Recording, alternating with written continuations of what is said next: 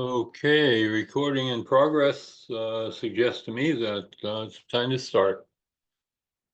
Well, I see we have four of us today, Daniel and Manley and Ronald.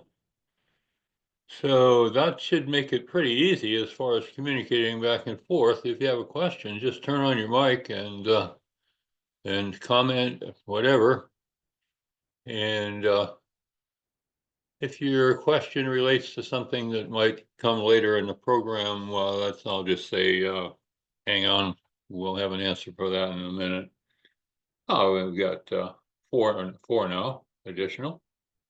So in any case, today we're going to talk about future electric power systems, generation to end user. In other words, the significance, that arrow pointing in both directions, because future electric power systems are going to involve the movement of electricity in both of those directions. And that's going to make things really interesting. And that's what we want to talk about today, is how are we going to make sure that it's going to work? And is it worth it in terms of whatever else gets involved? We have a grid system out there. It's kind of old, based on large power systems in certain places, huge transmission lines from point A to point B to point C to point D, and so forth. The question is, what might be different now? So let's have a look. And by the way, this is a pretty brand new presentation here, so we would very much appreciate any feedback you might have about what you already know, what is unnecessary, what you'd like to hear. Because these are times of change. I'm guessing that in whatever your area, and I'm going to ask in just a minute for each of you to just quickly describe what area you're working in.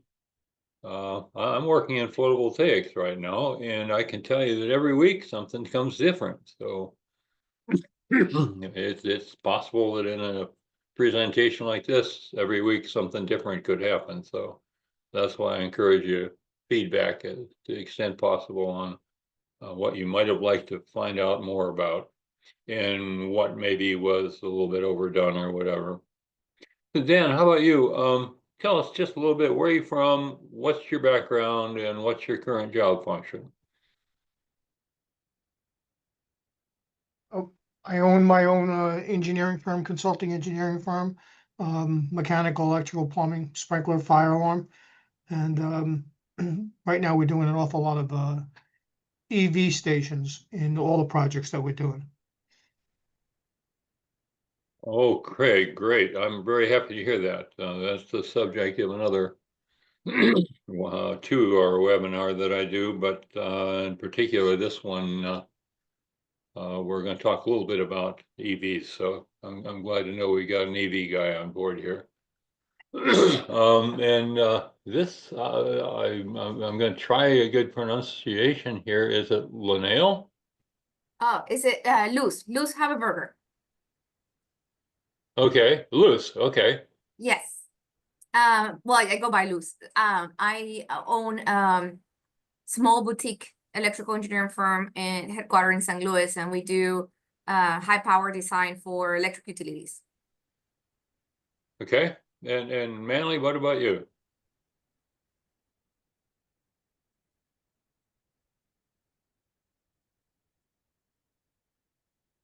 Whoops, Manley's microphone doesn't come on. How about Ronald? Yeah, can you hear me? Yeah. Yeah, I'm a mechanical engineer. We are a consulting company, science and engineering.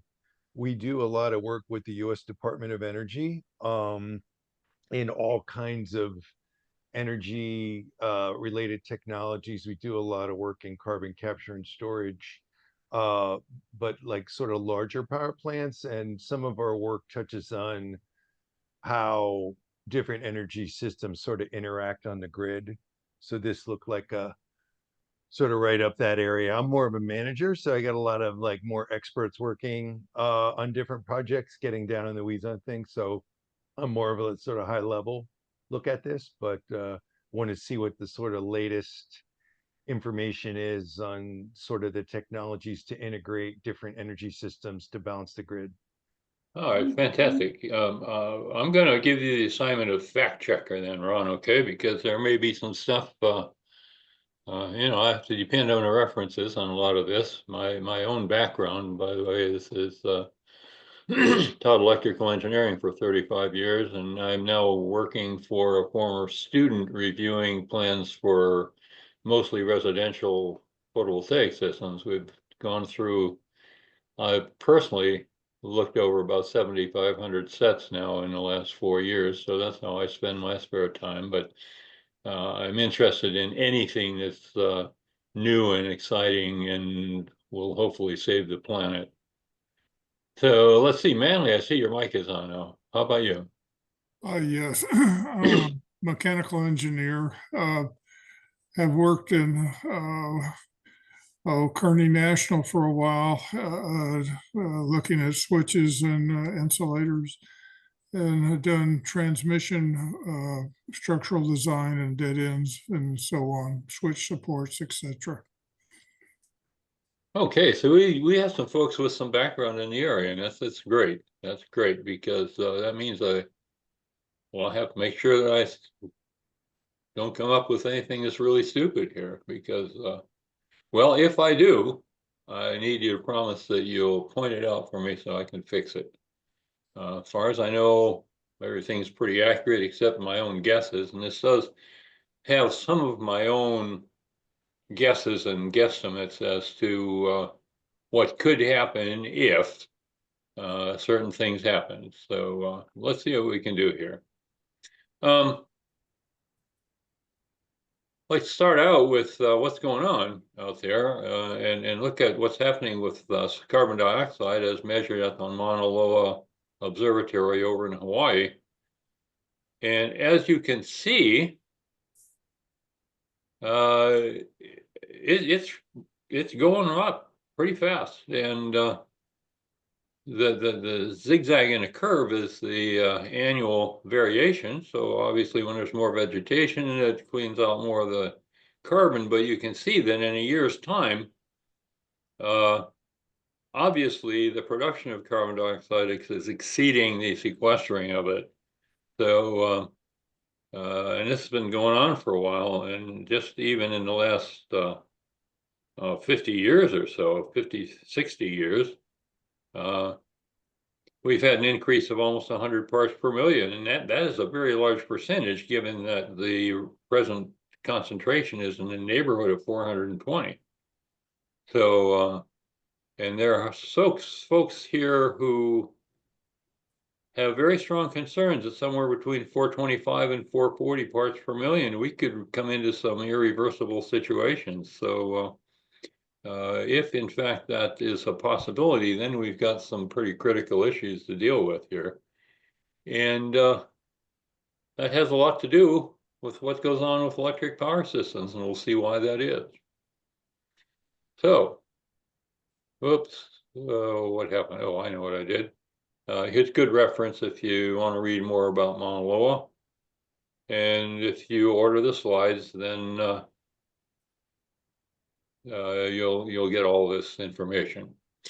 Let's look at carbon dioxide emissions in the United States between 1990 and 2022. The picture looks like this.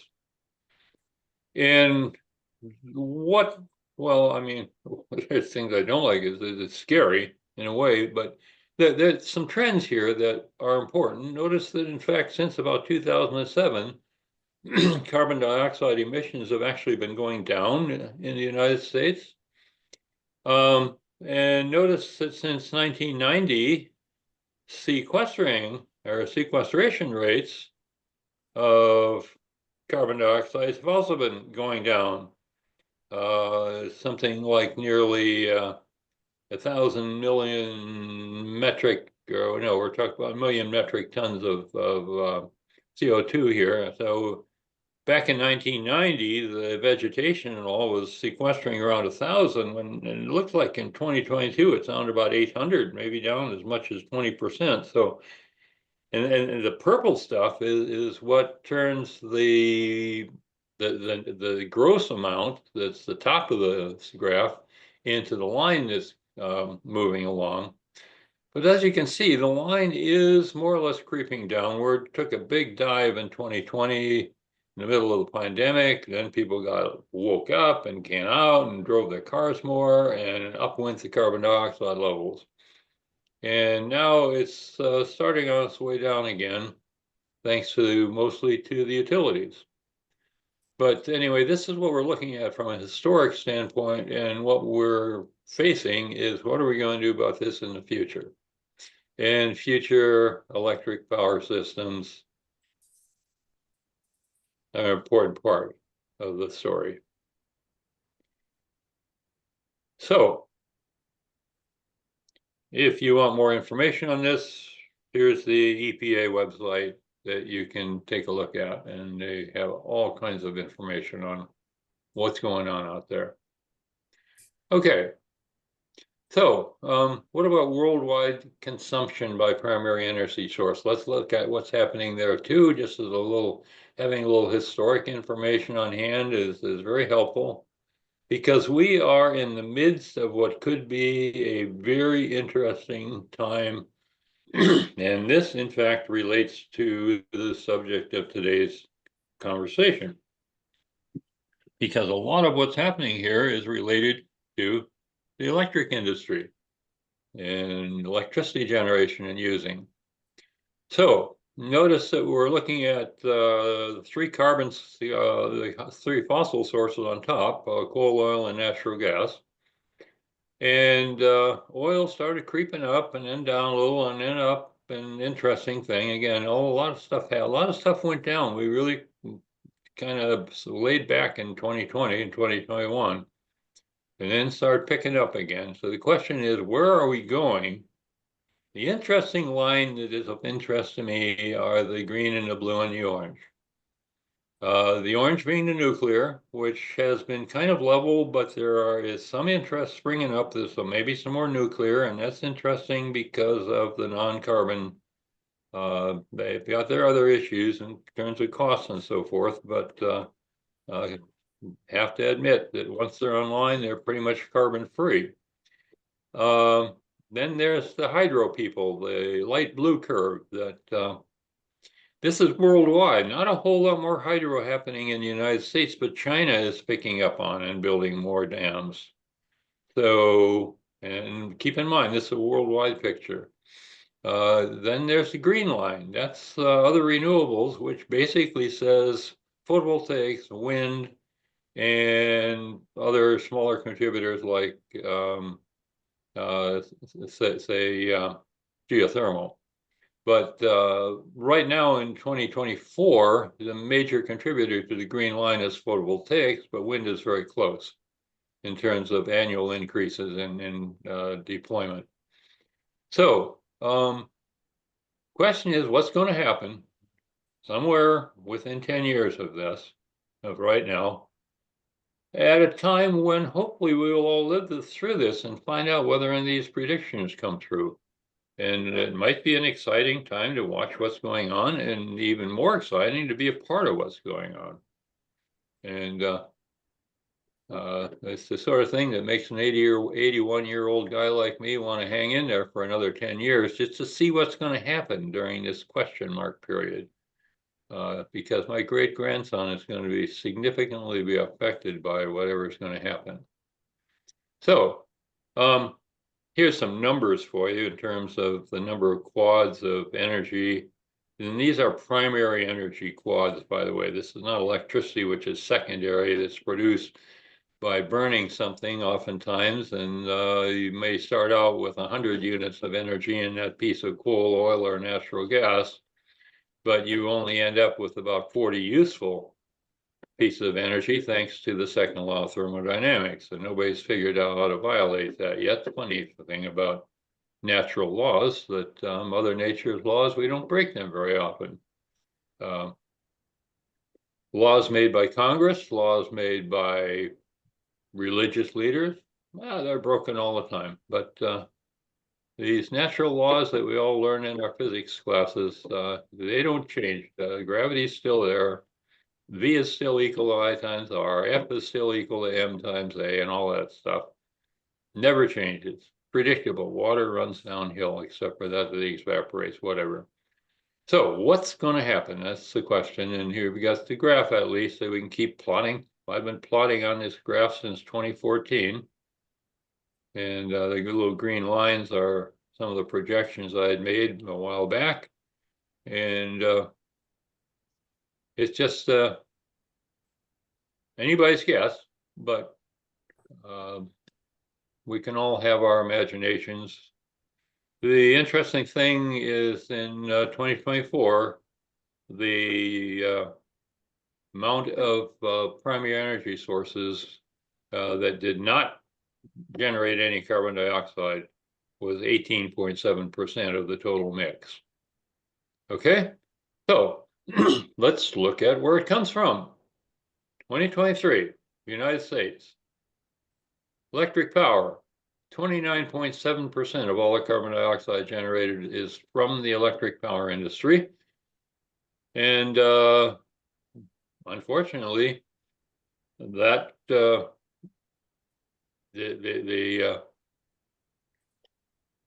there's a lot of product that goes up into waste when you start burning things to make that electricity, given about 40% efficiency.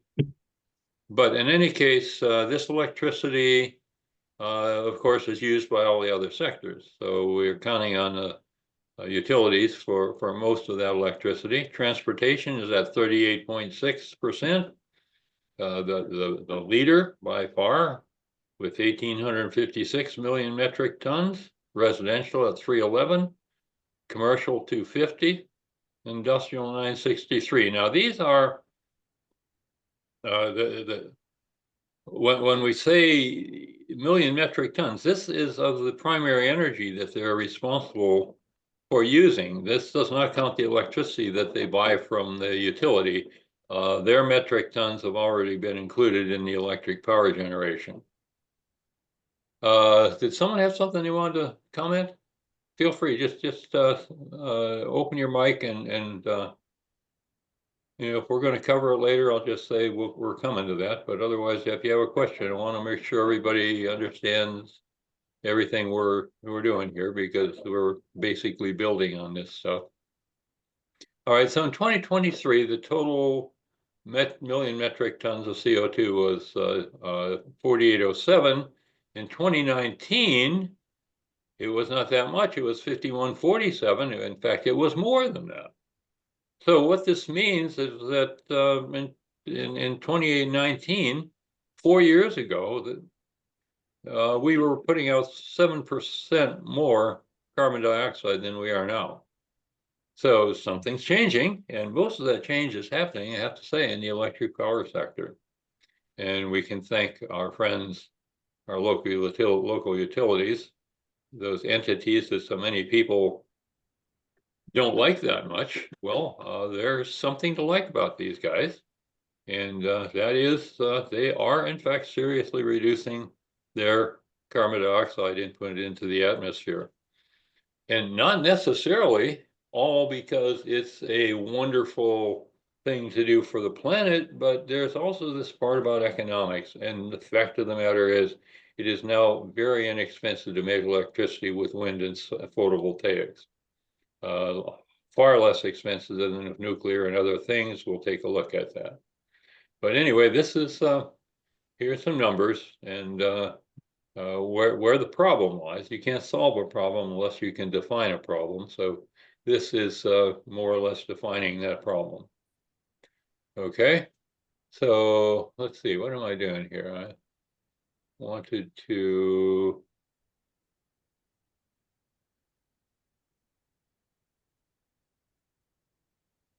okay, here we go.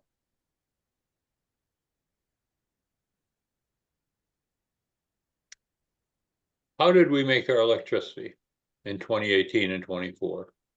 Here's how we did it in 2018. And here's how we're doing it in 2024.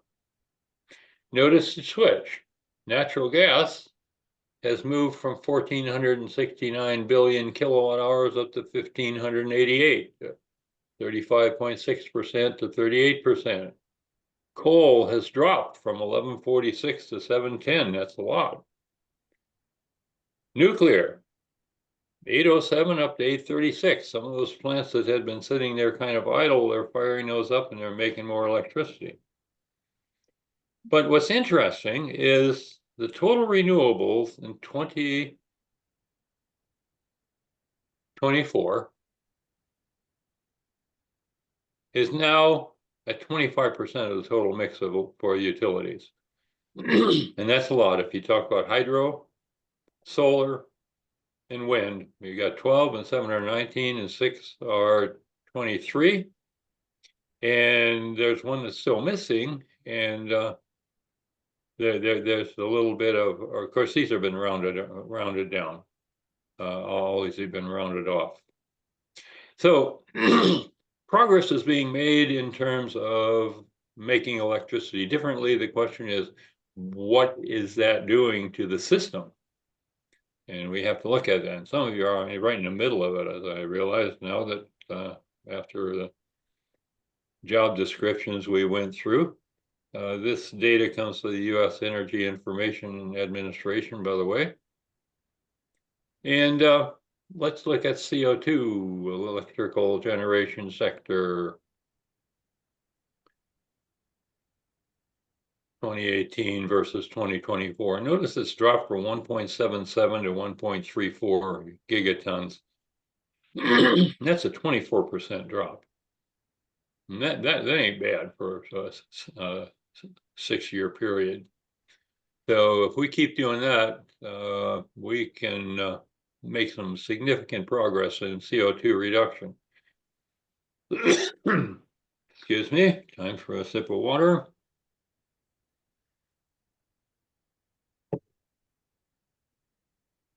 Okay, so given, again, part of defining the problem here, let's play here. Let's play a game. Let's develop a scenario. Let's say that we are going to reduce in all sectors, including a 2% annual population increase, we are going to have an equal percentage reduction in all sectors. Okay? And this equal percentage reduction is going to start with 2.5% at 2023. And then we add 15% more, and that doesn't mean go to 17.5%. It means we're going to multiply by 1.15. So 2.5% multiplied by 1.15 becomes 2.875. Then we get 3.306, and on and on and on we go. And including the 2% population increase is going to want proportionately more electricity. So now we take a look at what the carbon dioxide numbers might be as we move into the future under this scenario. Whose scenario is this? It's mine. Why can't I do my own scenario?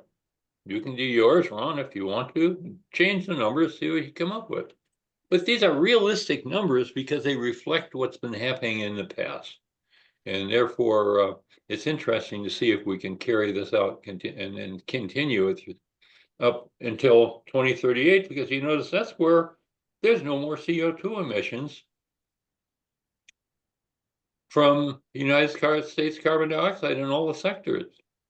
And that seems pretty unreasonable and pretty improbable and probably cost too much, whatever. Nobody is forecasting, not the National Renewable Energy Labs, not anybody. But what if we did this? What would it cost? What would be the result? And what would it take to do it? And that's the subject of today's presentation is and discussion, because I hope we'll be able to discuss this. This is the target now. What would it happen to do this? So a little few numbers helps. It's helpful to know that coal-generated electricity releases about 2.2 pounds of carbon dioxide for every kilowatt hour. Methane generated about 0.91 pounds per kilowatt hour. Burning a gallon of gasoline, 19.6 pounds of carbon dioxide. renewable generated electricity, 0. Whoa, but there are many will say, well, that ain't true, because after all, it takes carbon dioxide to get these things in place. You drive these with the modules on a truck that's driven by gasoline, put them up on a roof, so forth. Well, yeah, okay, but that holds true for every energy source. If you're developing a new gas turbine or whatever, you got the energy cost of creating it to get it up to speed where it's going to run. Well, it turns out there's a thing called energy payback time. How long does it take for that source of electricity to not produce the amount of carbon dioxide that would have produced otherwise, and that was used to create it in the first place? And this energy payback time is typically 3 years for something that's going to last for 25 to 30 years. So that's like once your mortgage is paid off, you don't have any more mortgage payments. Now you got the maintenance, you got taxes, this, that, and the other thing, but at least, excuse me, no more mortgage payments. And here we got no more CO2 payments. Electric vehicles currently somewhere 3 to 4 miles per kilowatt hour, about 2.5 miles per kilowatt hour for a Cybertruck if you divide the 135 kilowatt hour battery pack by the range. So this is roughly the range we're looking at with current electric vehicles. That's not to say it's going to stay that way, but if we use these, and it's probably going to get less if we adopt. When I look around and see all the electric bicycles and other smaller electric means of transportation, when I look around and look for a small little electric vehicle that I personally can get in to go to the grocery store, it's going to have more than 4 miles per kilowatt hour. And it's not that nobody has that either, because the Chinese have got an amazing array of electric vehicles over there. So if you don't use a kilowatt hour, believe it or not, it saves the cost of generating it. Well, more or less. I mean, that doesn't mean if we have a generator online that's not generating, but it's up to speed and it's waiting to be called into duty, just because pretty soon that kilowatt hour we saved might be needed. But still, we're talking energy efficiency. And energy efficiency is a real thing. Things are becoming more efficient, all the way from cooking to air conditioning to water heating, watering your lawn, whatever. So that's one thing that prevents the need for more kilowatt hours from increasing as fast as other things.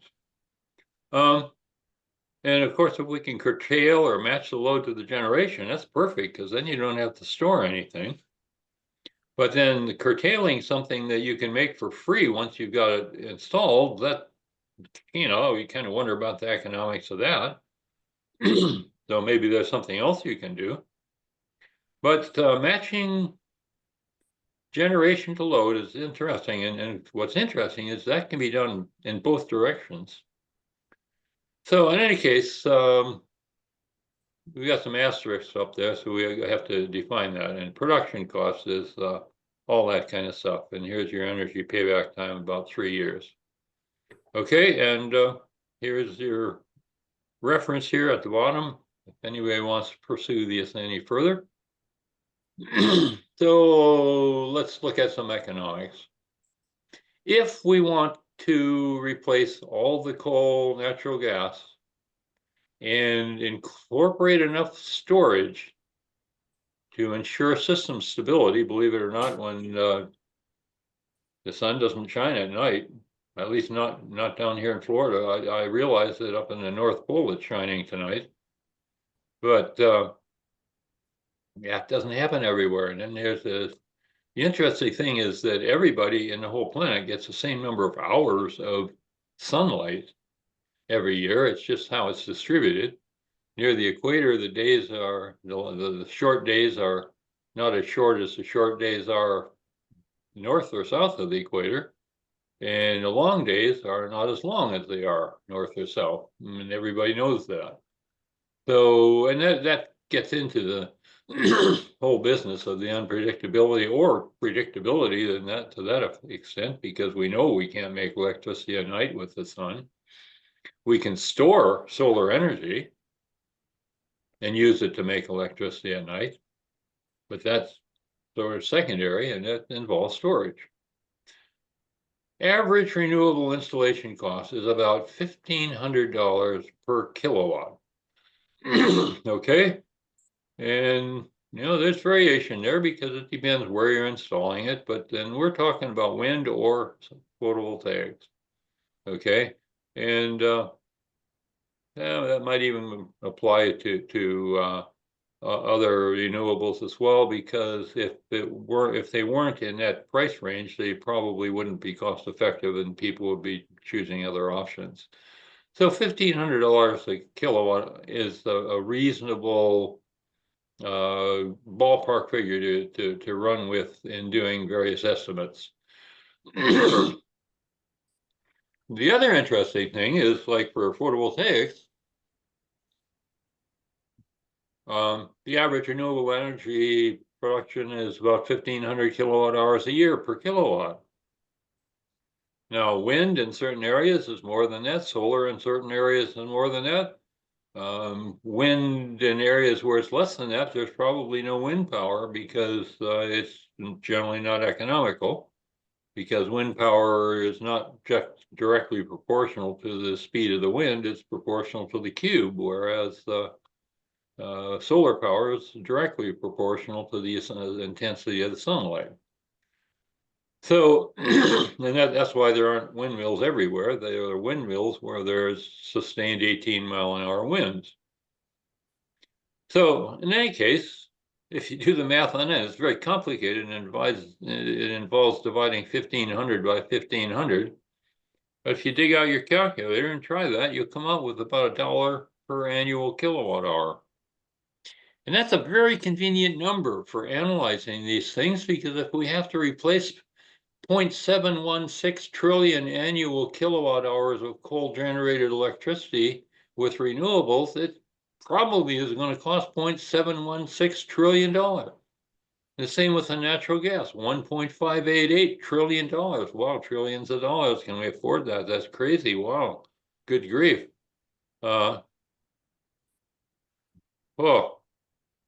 Too much money. Let's just go home and decide that we can't do it. But wait, if we spread it over 10 years, then it would only be $234.4 billion a year. But wait, that's still a lot of money. On the other hand, let's put it in perspective. The United States gross domestic product is $28.3 trillion. That's annual. The United States annual military budget in 2024 was $842 billion, and they're hoping, as I've heard, to bump that up to $1 trillion. And that's annual expenses. And then there's a guy out there who actually has a net worth of $264 billion. Now, total cost of going fossil to renewable is $230.4 billion a year. So this richest guy could pay for the first year and still have, well, let's see, 264 minus 230. That's pretty close to $34 billion left over for pocket change. So maybe this isn't such an unrealistic idea, because after all, this investment is not going to be government investment like the military. It's going to be mostly private investment. At least 70% of it is private. If we maintain the 30% incentive, then 70% is private investment.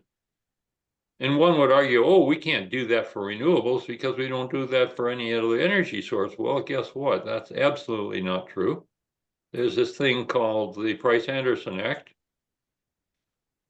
And it says that because no private insurer is willing to insure a nuclear power plant, the United States government will do it instead.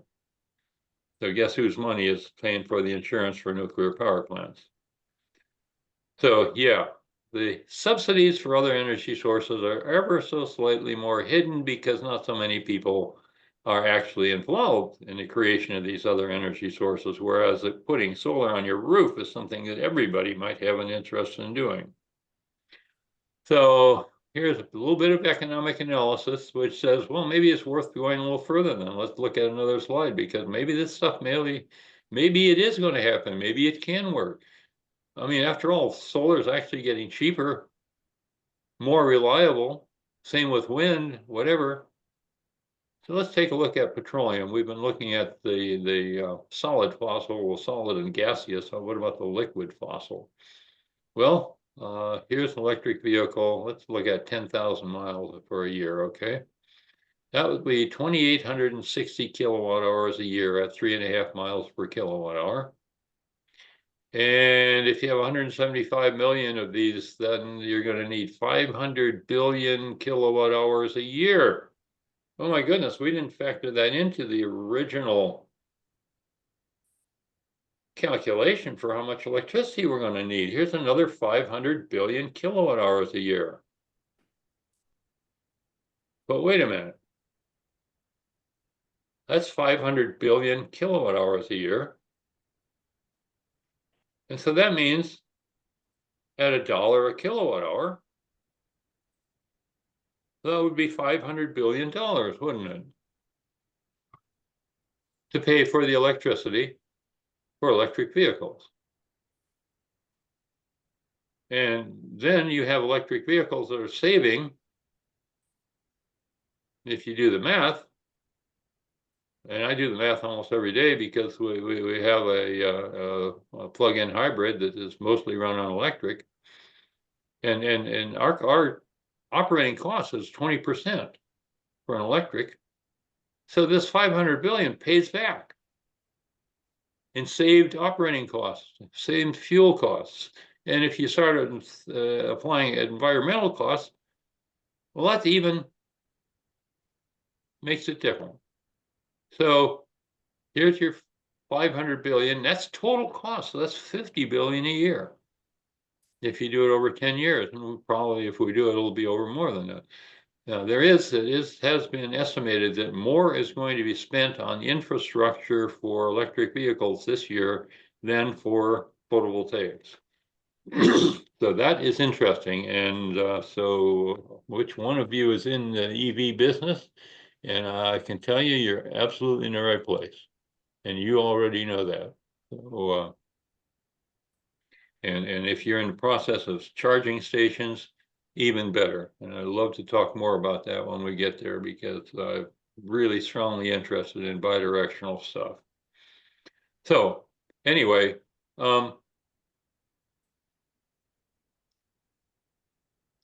if every vehicle has 75 kilowatt hours of storage in it,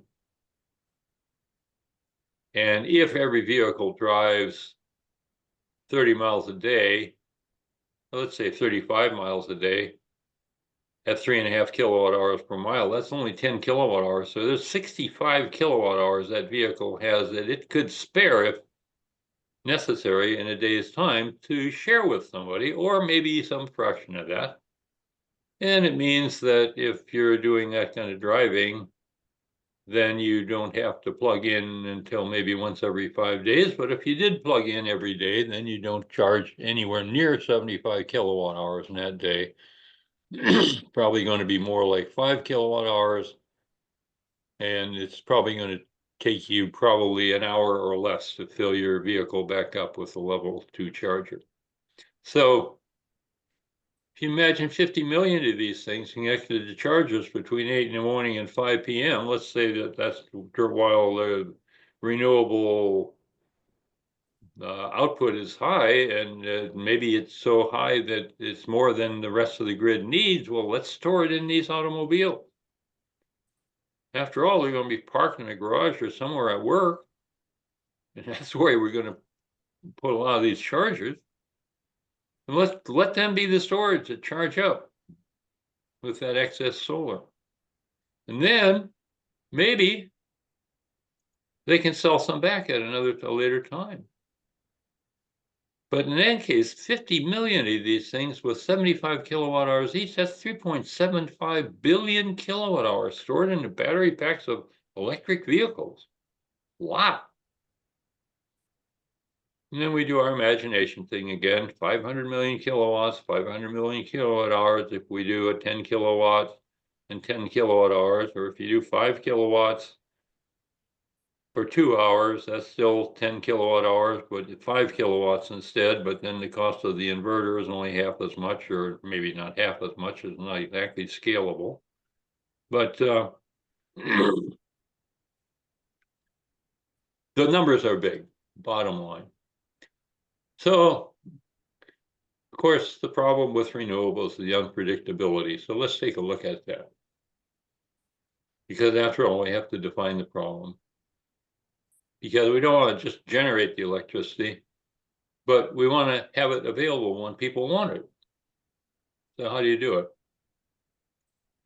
Well, one way to do it, you have to figure out what do you need hour by hour, and most of the utilities have a pretty good idea what that's going to be, and they're reasonably predictable within a 24-hour period within about 2% margin. Day to day, month to month, and you know, what are orientation effects, and what about geographic effects? System in Florida versus system in New York versus system in California, whatever. So these are things we have to take into account to solve the problem once it's defined. And then there's what if it storms, and what about downtime? How do we solve that? Okay, let's look at the effective array orientation for a solar array on monthly output. Okay, let's say we have here's an east-facing array. And this is a pretty soon we'll see exactly how big the array is. Here's a west-facing array. We're just looking at when do these things make electricity and how much do they make on a monthly basis. And notice pretty close, 10,218 versus 10,271. Why would the east-facing array not make as many as the west-facing array? You'd think they'd be about almost equal, but this suggests, and this is based on a simulation used in the National Renewable Energy Labs program called SAM, System Advisory Model. Well, it means simply these models include weather behavior as well. And obviously for this one, apparently there's better weather. It's better in the west, more sunlight apparently. And maybe probably not likely lower temperatures. One would probably conclude it's more cloudy in the morning for the east-facing array. And then what about south-facing? Well, that's a whole lot different, isn't it? That not nearly as much monthly variation. Look at between March, April, May, June, July, August, September. Not a whole lot of variation there. And of course, during the summer is when you need the most electricity, so that's a useful thing to see. And what if we do something fancy called the backtracking array, which is becoming popular? And notice the number of kilowatt hours here. This is the same size array, but notice that we're looking at 1,600 kilowatt hours, in excess of 1,600 kilowatt hours for the months of July and August, whereas the non-tracker was at 10, 11, 12, 13, just a little over 1,400. So if you really want to squeeze every drop out of that sunlight, you do a backtracking array. You don't do it on your roof, though. You maybe do it in your backyard, in your field, whatever. And of course, the downside of the backtracking array is that you've got space in between the rows where you don't make any electricity. On the other hand, the agrivoltaics people have discovered some interesting things. Read an article just today that There's an agrivoltaic system, I think it was out in California, where they had sheep grazing under the array. And not only did the sheep get fed, but they produced better wool from being in the shade of the photovoltaic array rather than out in the sun all day long where you got all dried out. Think about yourself being out in the sun all day versus being shaded. And every once in a while, you put that umbrella up for a little shade after the sun starts to burn a little bit. So, okay, here's the details on this. This is up in Albany, New York. It's 10,000 watt array. And they're on roofs with 30-degree slopes, but the backtracking is ground mounted and it tilts from east to west between sunrise and sunset. Otherwise, at noon, it is totally flat, looking straight up. Okay, so here's this month-to-month variation we've been talking about, and here's a reasonable representation of the month-to-month. Okay, but what about the daily? Well, here's 3 days of simulated behavior, and that can be quite a bit. But it's interesting, this cloudy day right in the middle of there on day 2, there's still some electricity. And if we compare the system output for those 3 days, we find that the first day is 54.7 kilowatt hours. The next one is 16.9. So that's only about 30% as much, 33%, so 35 maybe. And day 3 is 50.5, where we got a little partly cloudy stuff, but not too bad. So day number 1 is almost a perfect day. Day number 2 is pretty cloudy, and most of the clouds are gone by day 3. And so we can talk about averages and whatever, but when you add these up for the month, they give you the monthly number that you saw in the last picture. But the daily and the hourly variations are really tricky and not quite as predictable. And that's where the fun comes in terms with solar. But now, what if I've got a system on my house and my neighbor does, and the people a mile away? But wait a minute, what have I done? We're not ready for that. I'm getting a little bit ahead of myself. Let's take a look at the effect of array orientation on daily output. In the summer, it might look like this: a northeast array, the northwest array, and the south-facing array. Notice the northeast peaking array peaks around, or northeast array peaks around 10 in the morning. And the northwest-facing array peaks at about 3 in the afternoon. Now, why wouldn't they be symmetrical? Well, it's because of the location. And notice that the south-facing, you would expect to peak at noon, but it's not doing that. It's peaking at about 12:30 or so. So that means it's kind of in between time zones, and the sun is not directly south until about 12:30 in this particular location.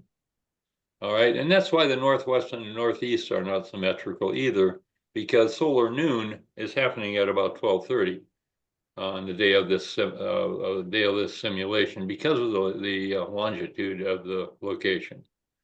All right, if we combine the 3, notice that we are above 80% between about 9:30 and 3:30. So that's 6 hours, isn't it? Whereas if we don't combine them, the south facing itself is not above 80% for that amount of time, because between 3 and 4, that's a 75%.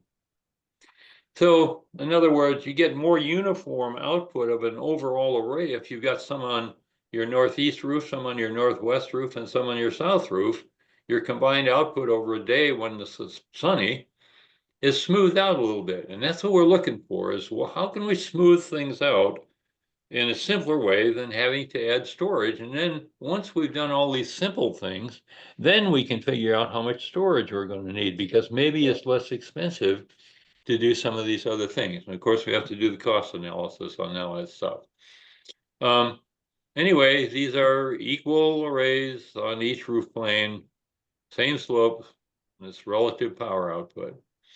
Okay, now let's look at distributing PV systems. Here we got 5 locations within 25 miles of the mid location on a cloudy day. And look what's happening. They are not all cloudy at the same time, are they? And if we add them up, do the combined effect of those 5, it looks like this. And that's a little smoother. Now that's a pretty sharp dip there between 12 o'clock and 1 o'clock. And that, something's got to happen with that. But this is just for 5 distributed systems. What happens if we try 10 of them within 25 miles? All right, and again, simulations here done by an NREL SAM, and this within my own location here in South Florida. I can pick 10 different cities within 25 miles of where I am, and do a simulation for each of those places. And this is the result I got on a cloudy day. Okay. Sunny day, of course, the variation would be very little, but on a cloudy day, look what happens when you combine the 10. That slope between 12 and 1 is not nearly as bad. And so it's a little bit smoother than before, and we don't need to make up for quite as much as we did before. And it's just useful to know that. What about distributed wind systems? Some folks did a study in 2006 on some systems out west. And here's what they came up with. We look at the one in New Mexico on the left, and look at the horizontal axis. You got 1,500 megawatts there in the middle, whereas here we got 10 times as much down below it. And look at how much when you have 10 times as much generation, in other words, 10 times as many windmills in different locations, the output of these windmills is much more predictable, much smoother. Now, why does it go to 0 at the 2 ends? Well, 0 is when there's no output, so there's no variation there.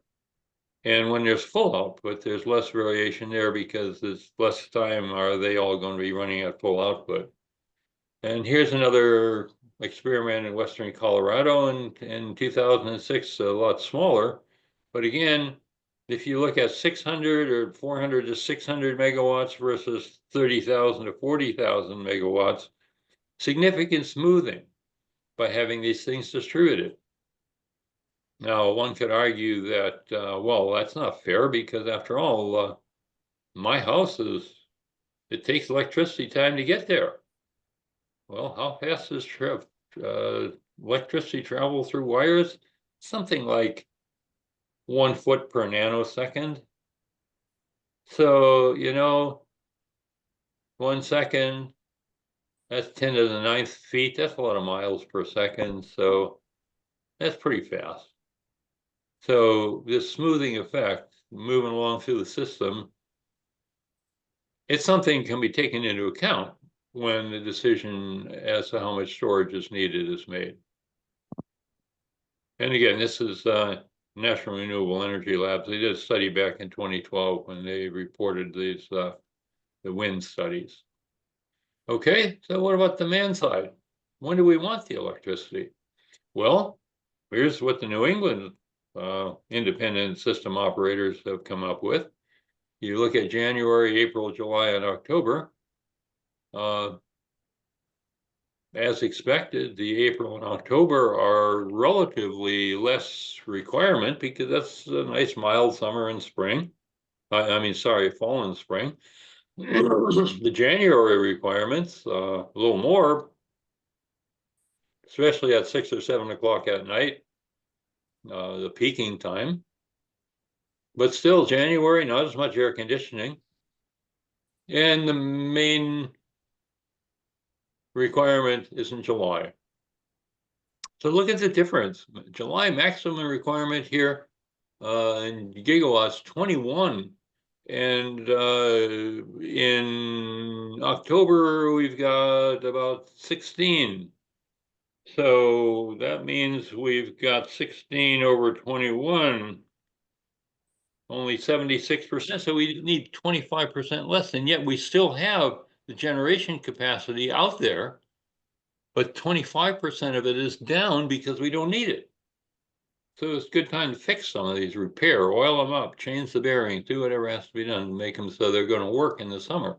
And that's why, of course, in the fall and the spring is when most of the utilities take down their rotating units and they're in order to make sure they're ready to go for the winter, the summer and the winter. So here's the demand side, the large scale. New England, what about someplace like Florida? Well, here's in the south, there's summer and winter peaking look a lot different. The summer is the red one, and it just flat out peaks out at 4 o'clock in the afternoon with the air conditioning load. But the summer, and this is on a percentage, notice the scale that's percentage.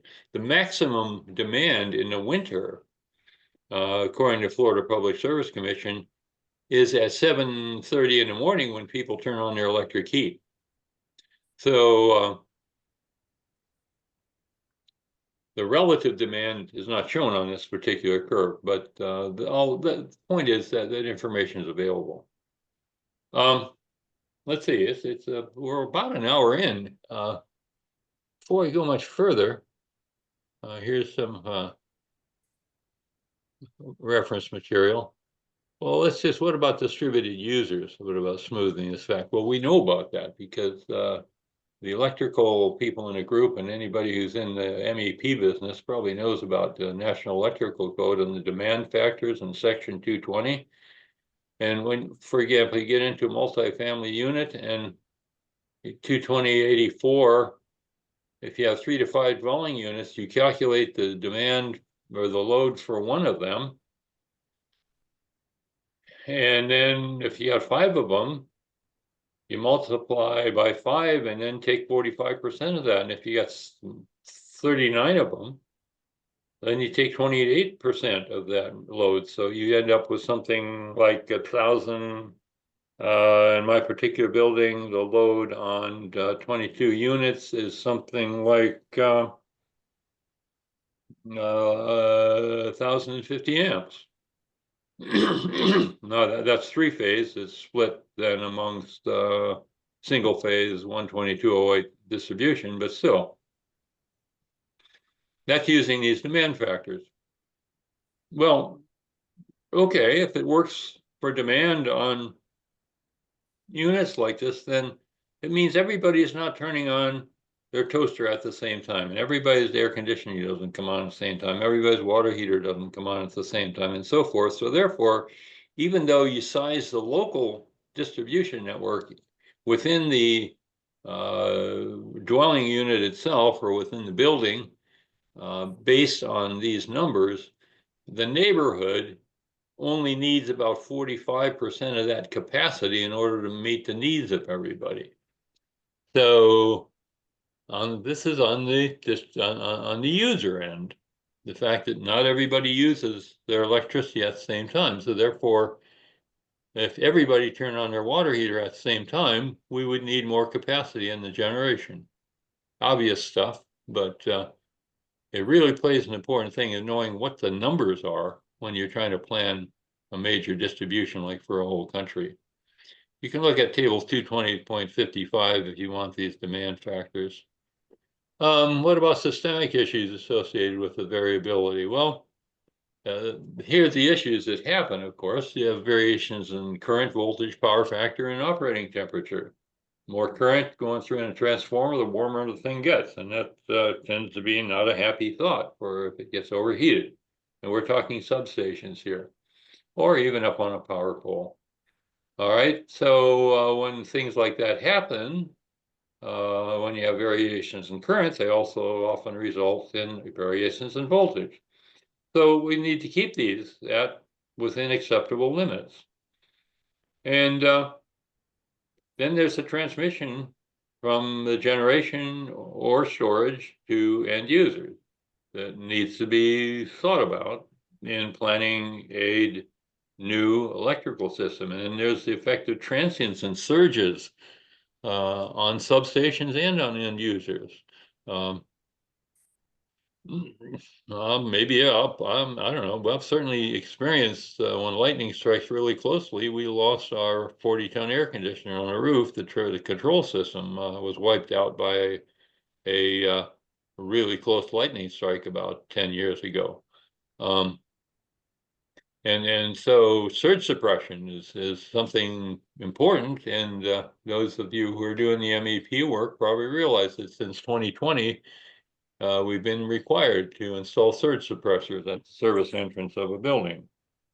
So it's recognized that it's something that can really mess up electrical and other systems within and electronics, particularly within a building. And then when we start generating photovoltaic energy that's not used at the location of generation, and it then goes back into the utility and at distribution level, and does it ever make it back to the transmission lines? Well, yes, it does, because when you've got a 300 megawatt utility system, it's probably going to be fed up to the transmission system as opposed to a distribution level, because the current is so high at distribution level for that size system.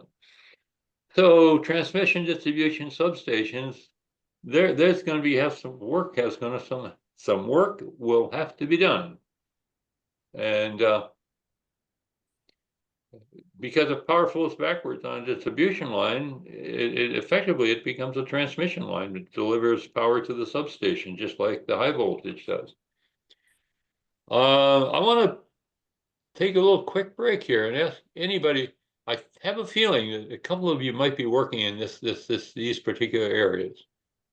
If you would, if you're still hanging in there, please turn on your mic and tell me if any of this information sounds familiar.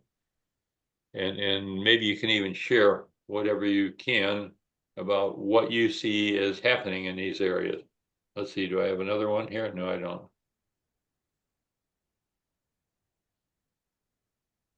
I thought, sure, I heard somebody say they're working in the utility at the distribution level and maybe transmission level. No, maybe that's wrong on that. Well, we provide consulting services for utilities, both in distribution, transmission, and substation. And I don't have any comments to add. I think, yes, I agree with your points and the concern. Okay. Roger, I had a question. This is Ron. What is the sort of current accepted efficiency of like a battery backup, whether it would be in an electric vehicle or more of a dedicated utility scale battery? What's the efficiency of returning that energy to the grid? Like if you charge up an EV and then keep Right, it tied, you know, what is it? What are you losing coming out? Yeah, excellent question. It's called the round trip efficiency. Right. And you've got two components. First of all, you're normally converting AC to DC to charge the battery. And then when you're taking it back out, you're converting from DC to AC. Right. Charging and discharging the battery at the DC level with lithium, the loss is about 5% in and out, if you're strictly on DC. But then conversion from AC to DC and then from DC to AC loses about another 5%. So you're looking at roughly, you get back about 90% of what you put in. Okay. Okay. Seems to be better than it was in the past, right? That's like sort of getting a lot more efficient. Oh yeah, lithium is really good stuff. Very low internal resistance, and also the technology for AC to DC and DC to AC conversion. Transformerless inverters are now very close to 98% efficient. So, yeah, historically, on things like even, say, pumped hydro, if you could get 80% round trip efficiency, you were doing really well.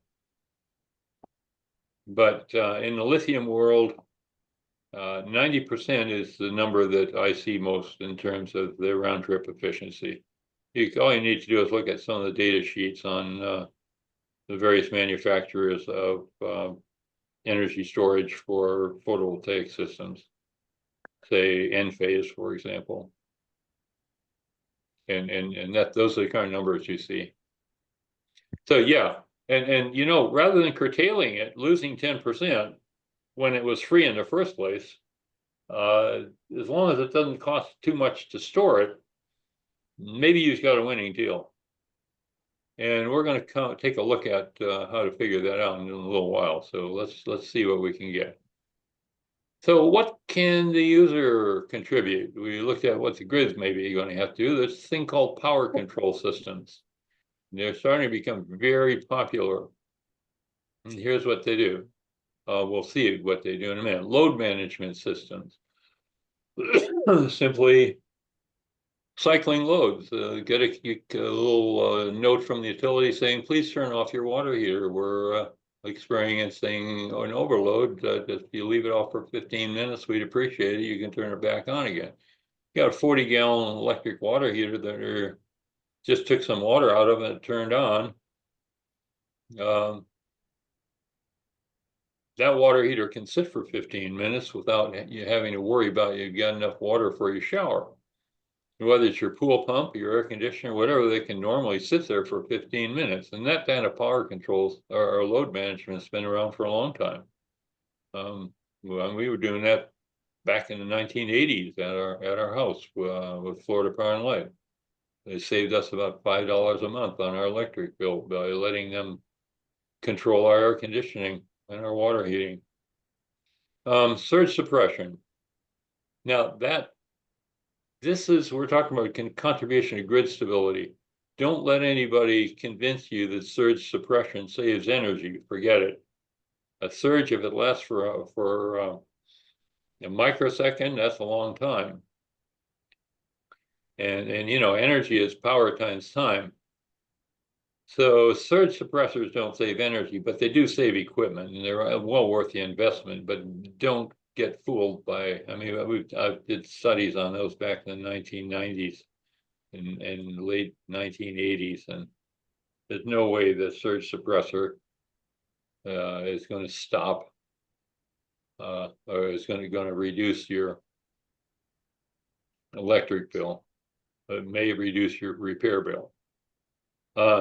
Energy efficiency, that's pretty obviously if your refrigerator will do the same amount of cooling on 150 kilowatt hours a month as another one would do at 200 kilowatt hours a month. That's just 50 kilowatt hours that somebody doesn't have to generate.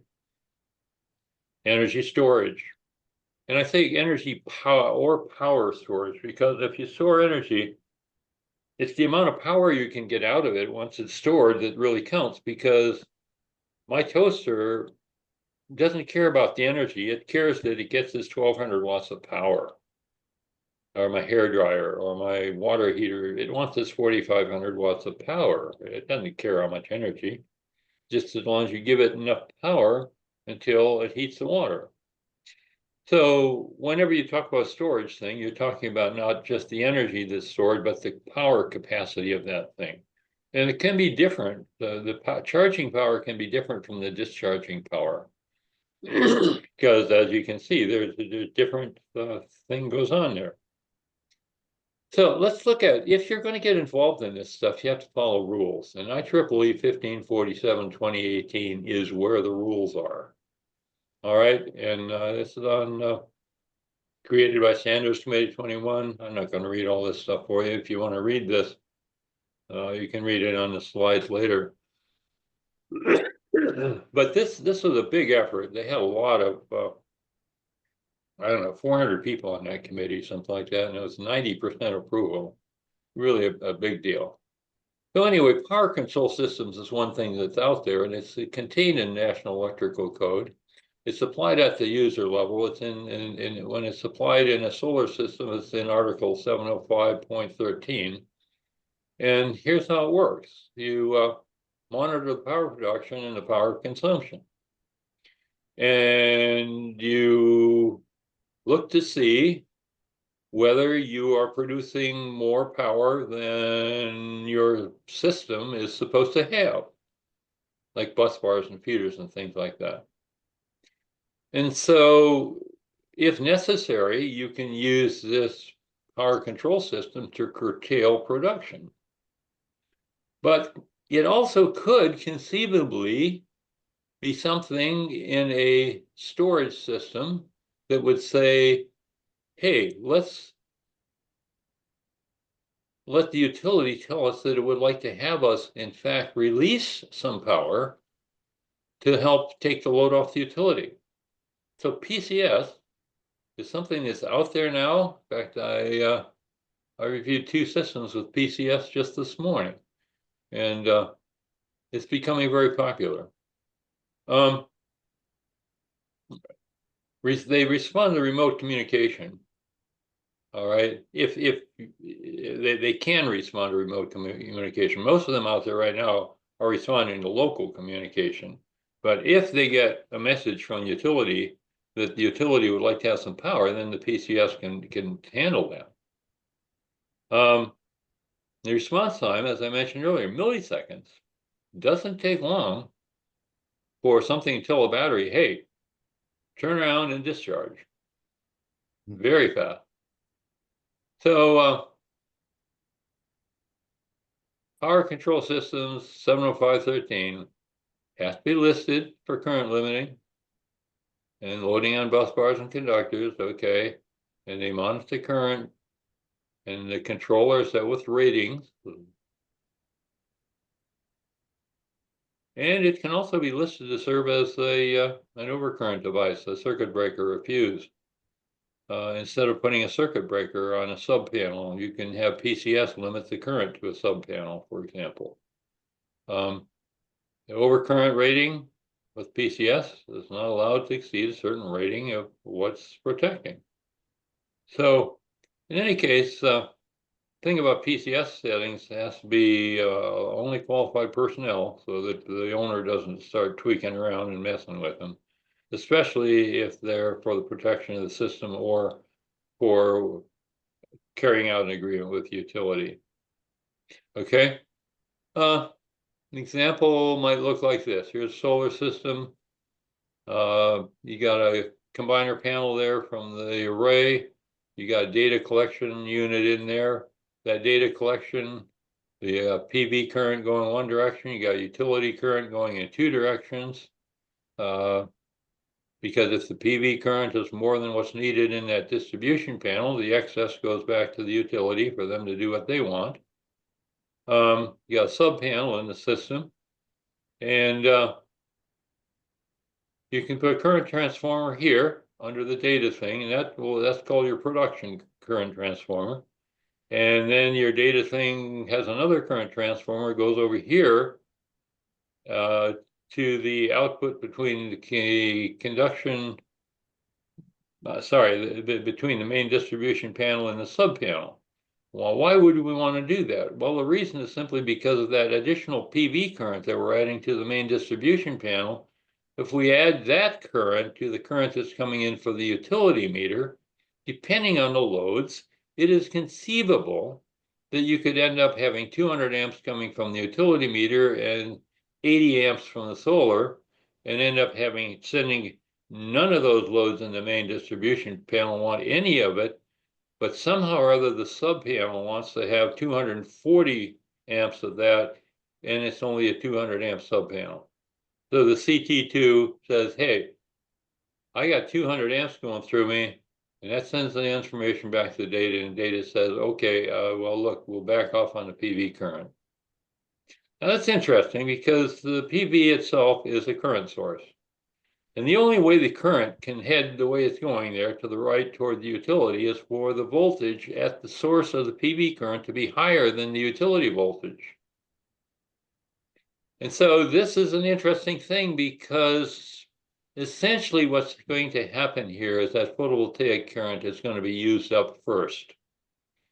And then the utility current is going to make up any leftovers that the loads want. And the only time that this system is really going to do anything in terms of curtailment of the PV is if there's an overload in the system, because presumably the system load has been calculated and the circuit breaker up there, the main breaker, has been sized such that it'll never blow because the load on that 200 amp circuit breaker is only 152 amps. Your calculated diversified load. So only if you have a problem or you add loads that don't belong or that you didn't pay attention to carefully would this thing even come into effect. But if you didn't have it, you would then have to protect that subservice panel with another main breaker at the subservice panel, or possibly if you feed it from the main distribution panel with 125 or less amp breaker, for a smaller panel, you can do that as well. Anyway, here's PCS, one way to do it. If you've got a storage system, then it gets a little different. You have to add a controller to your system, and then your battery energy storage system. So you got solar coming in from the bottom. You got batteries from the top left. You got your main distribution panel, and then you got a sub panel. So here's your battery storage and the controller. The important thing about the controller is if you lose the utility, then that pair of contacts has to open, and you then are running independently of the utility. This is your battery backup system. So the same thing. You still have the same PCS hookups. And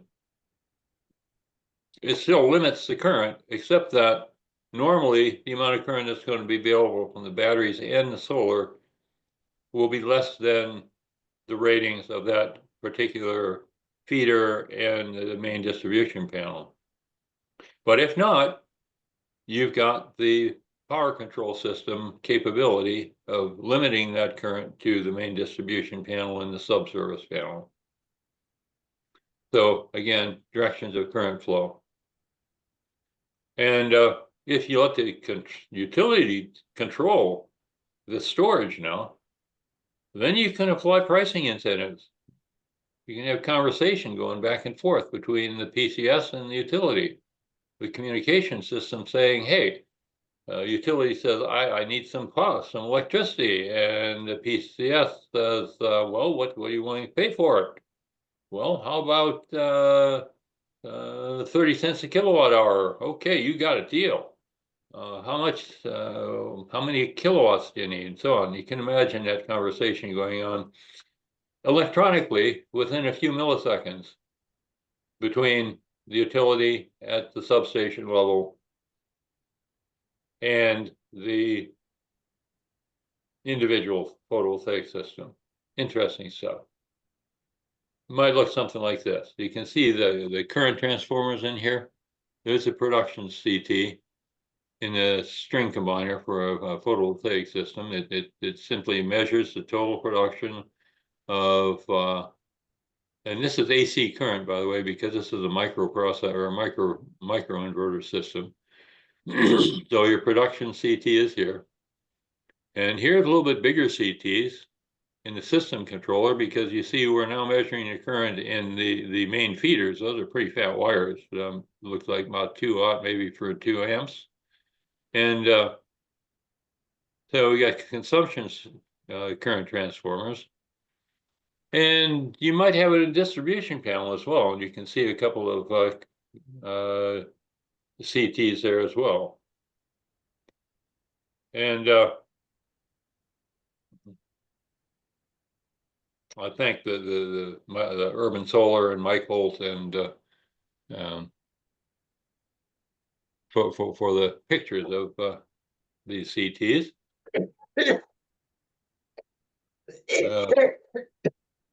Question? Dan? Dan, did you have a question? No, no. Oh, okay, wasn't sure.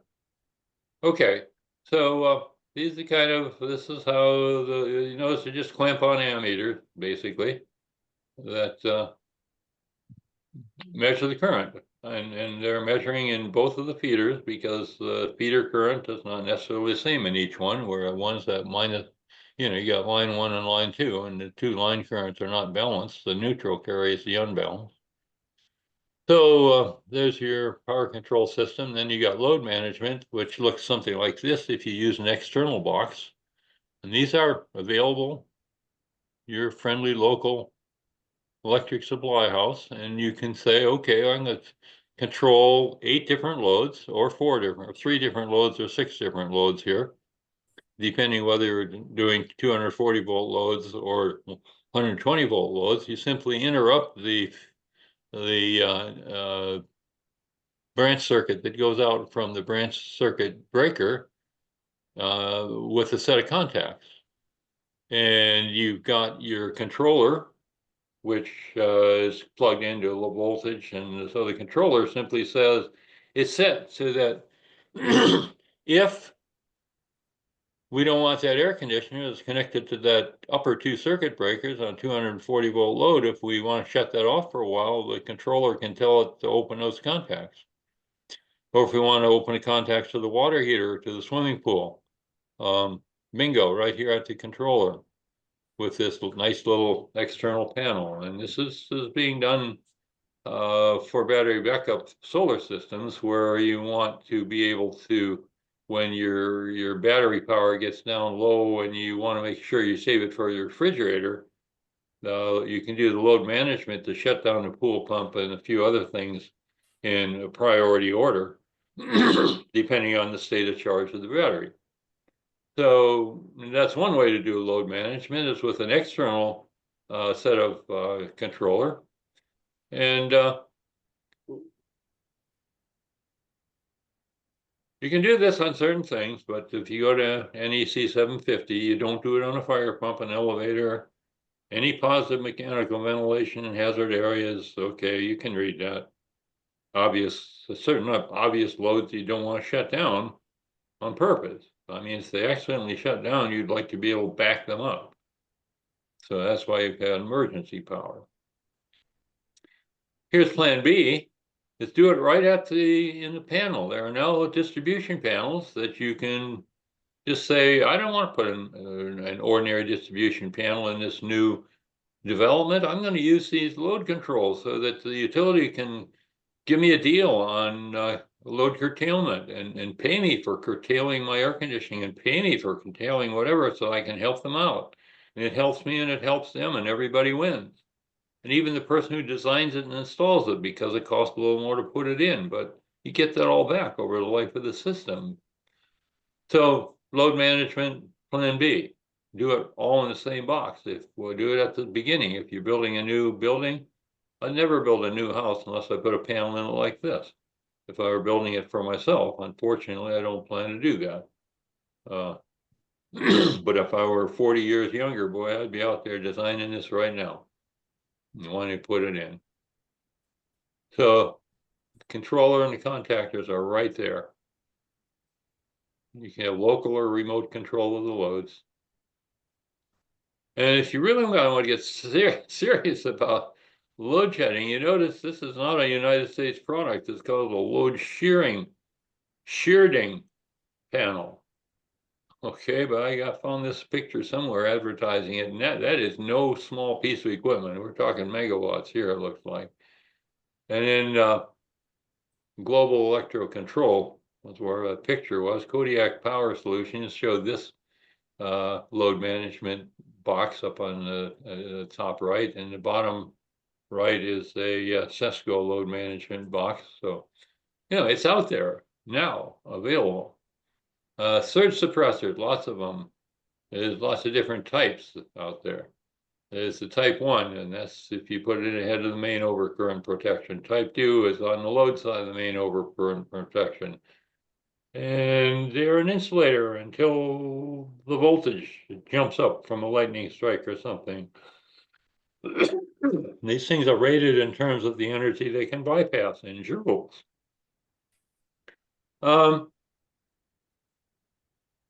So if you have a high voltage, short duration spike, it's bypass the ground, and hopefully these things don't get destroyed on a surge.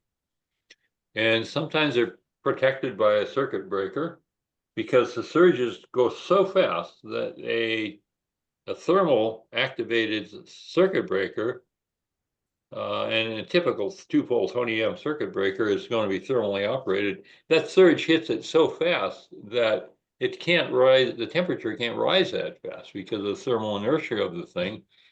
So therefore, even though you have maybe 10,000 amps going through that thing, it's so fast that it doesn't trip the breaker, and it's bypassed by the nature of the surge suppressor. So surge suppressors, we're going to be seeing them all over the place, and the 2023 National Electrical Code is now clarifying even more comprehensively where they want to have surge suppressors, and not just at the main service entrance, but even at certain loads they want to have surge suppressors. So little energy efficiency, like a mini split heat pump with an F42 SEER. I mean, that's 5 times more efficient than an SEER of 8, which is what was required back in 1980 with most of the energy code. Then you got these here energy recovery ventilators. If you got to do ventilation in any commercial building, you got to have ventilation. Well, here's the way to do it, because you got a counter current heat exchanger here. So you got the air coming in and the air going out, passing alongside of each other, and the heat from the air coming in gets cooled down by the cool air that's being sucked out. If you're in an air conditioning environment, and when you cool down that hotter air, if in fact it's a humid day, it's highly likely it's going to cool it below the dew point. You're going to have dripping, so you're going to have a condensate drain, just like on your air conditioner. But these things are 90% efficient. And it's a whole lot more efficient than sucking in outside air around a crack in your window without any kind of heat exchange. And if you want to use just plain old heat recovery ventilation, then you can do that then in a drier climate, when you're not going to be wringing out the incoming air. And then there's the hybrid water heater. Up on top of that thing is the heat pump.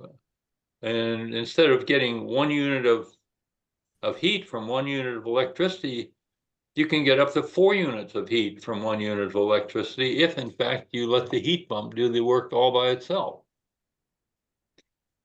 Are any of these pieces of equipment familiar? Are you familiar with these things? Dan, Manley, Ronald, Lou, Liz? You know anybody using them? Are you using any of these? Have you spec'd them out? Using the mini split in my house that I'm renovating in Brooklyn here. Which one are you using? Uh, What's your SEER going to be? You know what? I got to check that now that you're saying that. It's a Mitsubishi unit. It's probably good if it's a Mitsubishi. Yeah, I wouldn't be surprised, but they're available up to 42 SEER now, and it's generally worth it because the cost of operation is inversely proportional to the SEER. Yeah, we use all of these pieces of equipment in the residential properties that we do, the multifamily, because they get special funding from the Housing Community Renewal, and they Fantastic. want the heat pumps and they want the ERVs, and a lot of our clients, instead of doing vertical air handlers that are ducted, are using the mini splits. So it's all of these things are being used in all the residential projects we're doing. Yeah, well, I mean, not having to run ducts, running refrigerant lines instead is a little bit simpler than all that duct work. Well, it's a little bit But different the now. bigger units sitting on a wall like that, some people might be objectionable when they see their electric bill. They're gonna learn to like them. They're gonna pretend they're their TV set or something. Yeah, the only thing that's changed right now is the new refrigerants. Um, are somewhat flammable. So there's a bunch of restrictions there. So every time Ah, these things okay. come out, they push you in one direction and they, take it back in another direction. So, Yeah, okay, that's interesting. Yeah, yeah, okay. I hadn't heard about the flammability thing. I appreciate hearing that. Yeah, because I know they've been all concerned about the older refrigerants, their effect on the ozone layer, and they're looking for more efficient refrigerants. And I guess everything has a downside, doesn't it? well, Almost. that's what I say is they push you in one direction. Because we were very involved with DuPont at the beginning of the refrigerant changeouts. And then all of a sudden they switch from ozone depletion potential to ozone depletion to global warming, so. Yeah. So you obviously you need to. Well, that's why they have rules and codes. I mean, it's like saying electric vehicles burn up all the time. Well, show me the data. Sure, a lithium battery can catch fire, but I understand that gasoline doesn't catch fire, though, right? So, Yeah, but what I'm trying to say is you got to take everything in context. well, I can tell you that up here, and I'm talking about Long Island and New York City. Um, some of the municipalities are not allowing the chargers inside their buildings. Like in their parking levels that are below the building. That's Um, interesting. I mean, it's being required by the Housing and Community Renewal, but then some of the municipalities say, no, you're not putting it inside the building. So, And yet New York City is trying to get rid of gas ranges. oh, absolutely. So, interesting trade-off. They're getting rid of the gas ranges because of the greenhouse gases. But what about the fire potential of the gas range?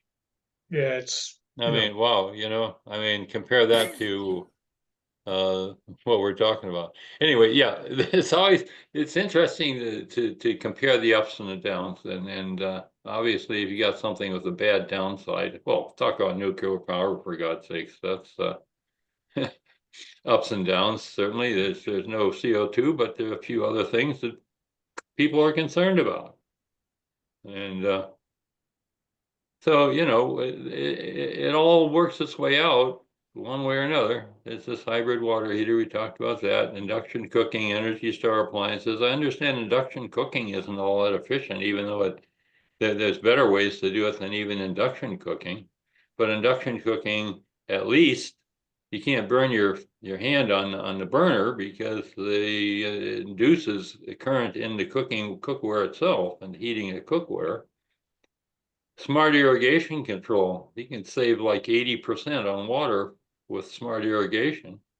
Better doors and windows, insulation upgrades. I mean, we put in hurricane doors and windows in our entire condo here, and amazing difference in terms of noise and in terms of sunlight penetration through that thick glass.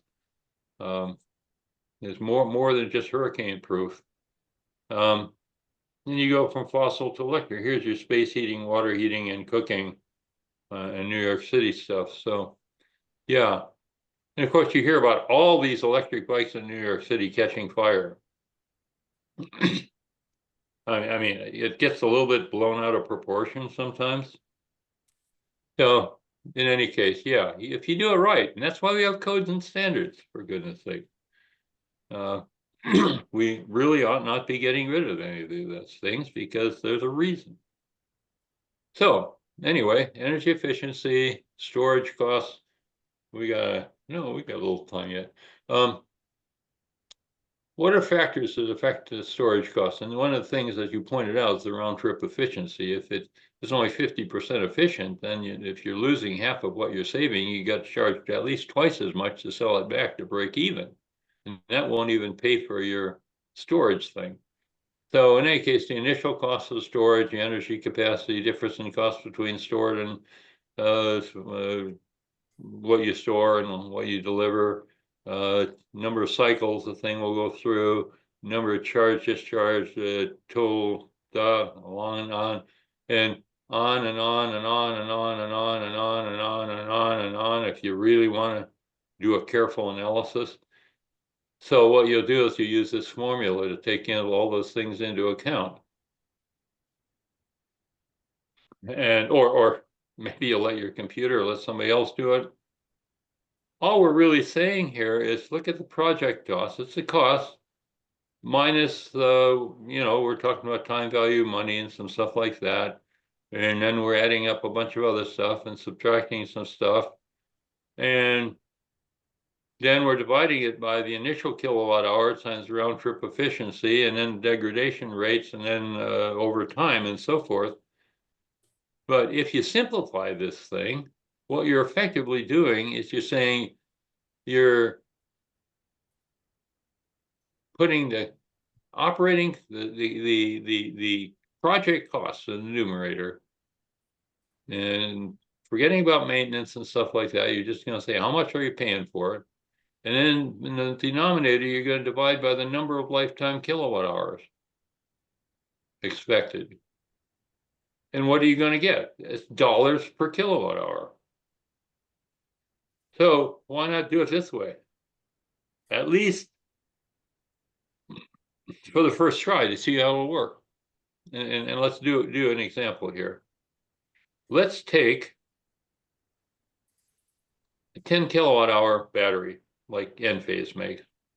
And they're expensive because they've got these the inverter to convert the DC to AC, and they got the AC to DC thing to you charge them with AC. So there's AC in, AC out. So it means you need a special transfer switch inside to switches back and forth, whether you're charging or discharging. So there's a fair amount of electronics in that thing.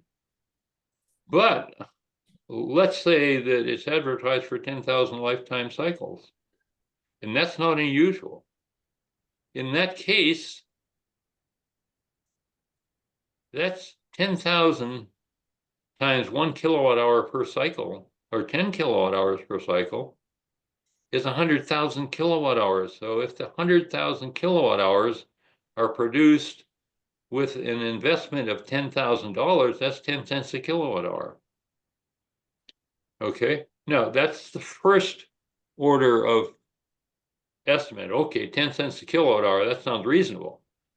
Now you put in all those other factors, and maybe the cost rises to 12 cents a kilowatt hour, but at least you know it's not 50 cents a kilowatt hour.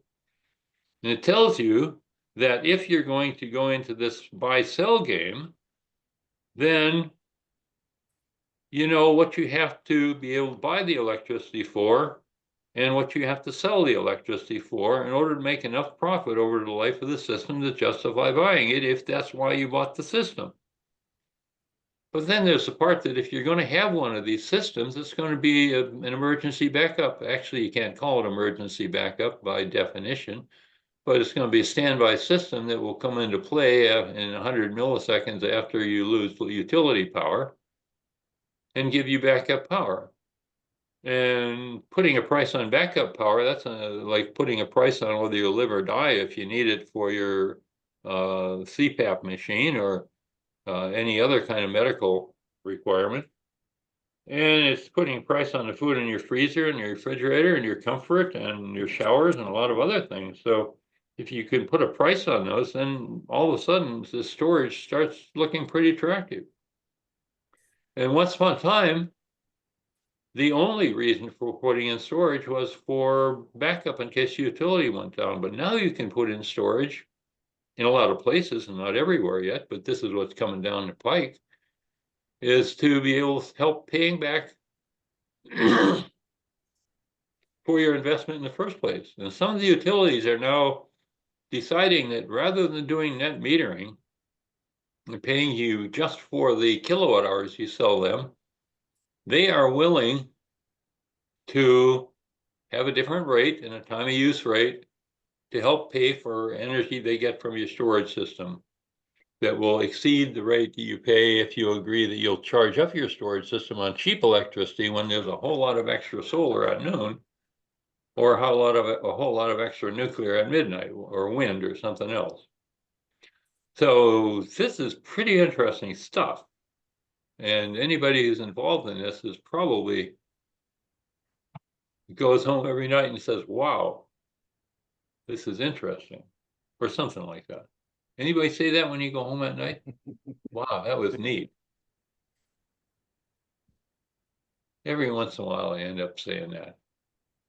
So anyway, there's three classes of energy storage, and there's this power and quality regulation, means transient stability, reactive power, frequency regulation. Reactive power meaning simply power factor correction. Bridging power, if you lose a generation station, provide power until you bring up another generation station, but it might take 10 minutes to an hour to bring up more generation. So that's minutes to an hour for the bridging power. Just seconds to minutes for power quality and regulation. If the frequency starts dropping, you want to dump in some power, because that means that if the frequency drops, it means the prime mover is being stressed, and you want to take some of the load off of it. And then the energy management storage, which is that can be up as much as 10 hours of storage. NREL, National Renewable Energy Labs, classifies storage as 2 hour, 4 hour, 6 hour, 8 hour, and 10 hour. So, and they are projecting the needs for storage at all those different levels between now and 2050. And you can read about that in their various things that they've got online. So 2024, these are the kinds of commercial energy storage systems that are out there. And again, I show you this, you know, it's here. You can read it in more detail later. Or if you want to go to thermopedia.com content, whatever, you can look online. The dominant worldwide storage is pumped hydro, and here's what it's been looking like. It's actually been increasing since 2010. It's gone up from 99.8 to 139.9 gigawatts. Notice this is in gigawatts, not gigawatt hours, but these gigawatts can, pumped hydro is considered long-term, and long-term means 10 hours or more, which means it'll cover you overnight. And the Chinese are going crazy on pumped hydro right now. They've got a lot of spots where they can build these systems, and we've got quite a few sites out west as well, where we might just decide we want to build some of this stuff. But with all of the options, you know, there's a lot of real estate involved in pump hydro, and probably a lot of people saying, we don't want you to do that because it's going to mess up the local environment. So there are constraints. Like I say, with all the good, there's some bad that comes along with it. There are some less desirable features, and we pretty much agreed on that, I think. But anyways, this is what we get from Statista 2024. This is what they have observed, and this curve seems to be going up kind of straight for the next 10 years or so. It looks like there will be a fair amount of hydro added, which has only happened since around 2021. It's been pretty level there for quite a few years between 2017 and 2020. But now folks are gaining interest again. And the curve that we showed earlier is probably going to increase faster for hydro than was expected. And that's pumped hydro as a storage. What's out there? Capacitors. Current in a capacitor or voltage of capacitor can't change instantaneously, so great for stabilizing voltages. Superconducting magnets. Current in a inductor can't change instantaneously, so great for current stability. high power batteries. And high power batteries means not necessarily high voltage batteries, but high power, high wattage, high kilowatts, high megawatts, in order to be contingency reserve in case you lose a primary generation facility. Electric vehicles, 75, 80 kilowatt hours, 4 miles per kilowatt hour. If you got 100 million of these, each one with 50 kilowatt hours at 10 kilowatts available to the grid, that could be amazing. Obviously, they have to be plugged in. And I think we've got somebody who's working on that. Hydrogen, favorite of the director of the Florida Solar Energy Center. They're doing a lot of work on simply making hydrogen by solar electricity. Electricity, run it through water, turn it into hydrogen and oxygen. Put it in an airplane, put it in something that flies. Burn hydrogen, you get water as the result. So, and water is better than CO2 for an option. So that's what's coming on. It's around the corner. Let's look at substations for a minute. Fancy control center there. And the reason I put that is because that's really going to be important in the substation. The substations are going to be the central areas for controlling all these other things that are going on at the user level, whether it's load management, whether it's buying electricity back from storage or whatever. It's the substation that's in charge of maintaining a stable grid. And boy, does that involve a lot of data acquisition. And boy, do they have a lot of communications involved. And boy, do they have a lot of protection involved. But the thing is, they pretty much know what has to be done. It's just a matter of doing it. And even the equipment necessary to do it. If you go online and look at, there are some companies that are really way out ahead in terms of the necessary equipment to achieve all these things. I mean, power factor measurement is not terribly complicated. Everybody knows how to do that. System storage availability, well, that's something you can get information about. And so we got various communication protocols that can go back and forth. And of course, network security is important as well. But anyway, if you look at Eaton Grid Automation System Solutions, there's a really good source of what's going on at substation level. Yeah, and in the article itself, at least in 1 hour worth of reading, if you want to digest it. So, substations, pretty fancy stuff. Lots of controls for all this stuff. And they're full of acronyms. If you want, really, everybody should go home learning what SCADA is, and IEDs, and HMIs, and NTPs, and SNT, and all that stuff, and the V2Gs. Boy, I mean, what would we do in engineering if we didn't have acronyms? Of course, everybody has to have acronyms. Otherwise, they'd have to take a pay cut, I guess. So, anyway. Automation, because all these things we talk about, we're not going to be involved. It's just going to be done automatically between the control system and the receiving and control system.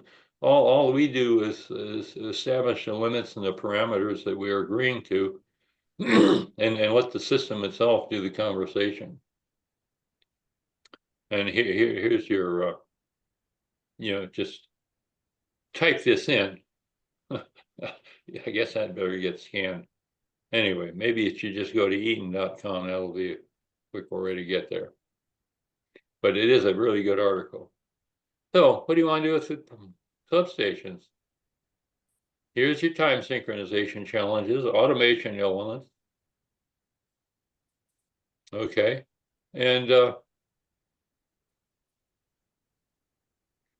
depending on what you want to do, you have a certain amount of time allowed for doing it. If you want to communicate with something remotely, you want to do it in less than 100 milliseconds. But if you want to do NTP, oh my goodness, what's NTP? We have to go back and look. Well, that's network time protocol. Okay, so if you want to do network time protocol, that's going to take 1 to 10 milliseconds, pretty fast. Oh my goodness, iRig is 1 microsecond to 10. What in the world is my iRig? Oh, that's International Roaming Expert Group. Oh, okay. Microseconds, wow. Anyway, so bottom line here is that people have figured out what they need to do, and now it just matters to get down there and do it.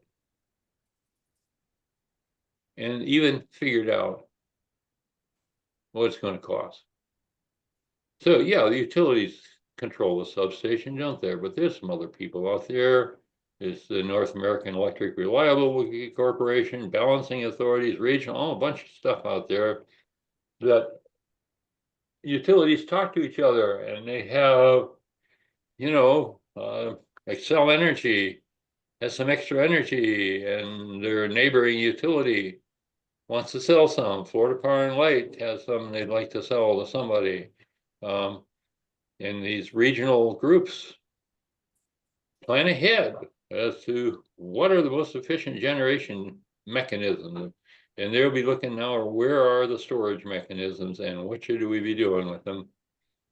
And of course, there's the regulatories out there.